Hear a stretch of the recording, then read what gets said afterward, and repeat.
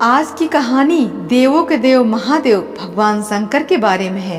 या यूं कहें कि भगवान शंकर और उनके भक्त कुबेर के बारे में है। शिव भक्तों की ये कहानी जरूर सुननी चाहिए। कुबेर, जिनको धन का देवता कहा जाता है, वो यक्षों के भी देवता थे। कहते हैं कि लंका पहले कुबेर की थी। रावण ने जब लंका पर कब्जा किया और कुबेर को वहां से निकाल दिया तो कुबेर को मुख्य भूमि की तरफ जाना पड़ा। प्रजा और राज को खोने के बाद कुबेर निराश हो गया था, इसलिए उसने भगवान शिव की आराधना और भक्ति शुरू कर दी। इस तरह से कुबेर एक शिव भक्त बन गया।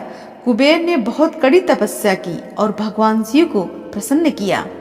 भगवान शिव ने उसकी तपस्या से प्रसन्न होकर उसे एक नया राज्य दे दिया और संसार का सारा धन उसको दे दिया। इस तरह से कुबेर धन का देवता बन गया और लोग धन और कुबेर को एक समान मानने लगे।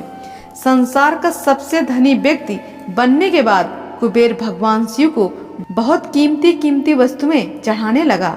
धीरे धीरे उसे लगने लगा कि वो शिव का इतना महान भक्त है और वो इतनी सारी बहुमूल्य वस्तुएं भगवान शिव को चढ़ाता है। लेकिन सत्य तो ये था कि भगवान शिव ने कभी भी उसकी चढ़ाई हुई भभूति के अलावा किसी और वस्तु को छुआ तक नहीं था।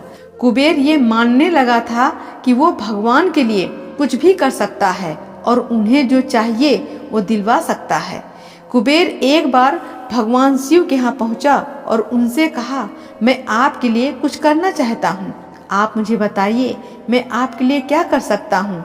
भगवान शिव ने कहा, तुम मेरे लिए कुछ नहीं कर सकते क्योंकि कुछ करने के लिए मेरी कोई आवश्यकता है ही नहीं।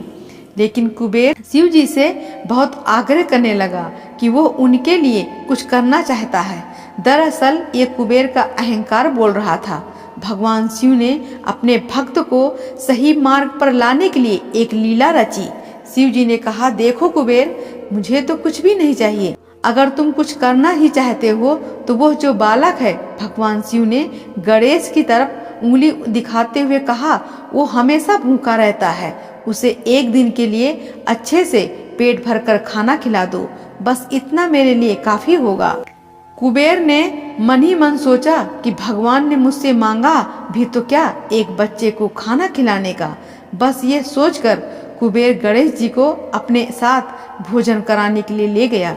शुरू में कुबेर ने अपने कुछ रसोइयों द्वारा खाना बनाकर गणेश जी को स्वादिष्ट खाना परोसा।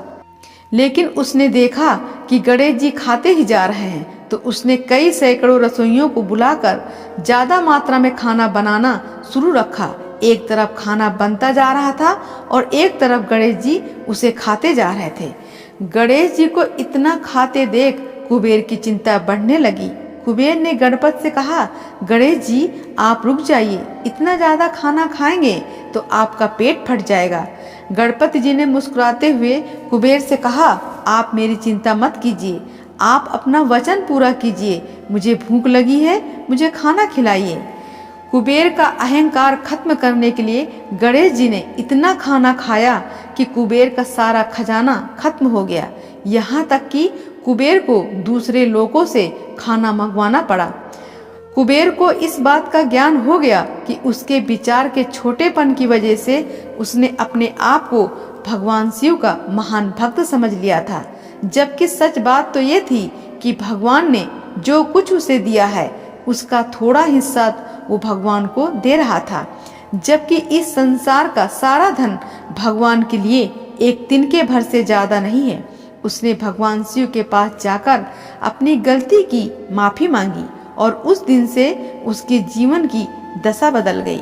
दोस्तों, भगवान शंकर कितने दयालु और भोले हैं, इस बात से हम सभी परिचित हैं। वो अपने अच्छे और बुरे सभी भक्तों पर अपनी दया दृष्टि रखते हैं। ये कहानी आप लोग पूरी सुनिएगा। अंत में मैं यही कहूंगी कि भोलेनाथ आप सभी को सुखी रखें। जय श्री महाकाल।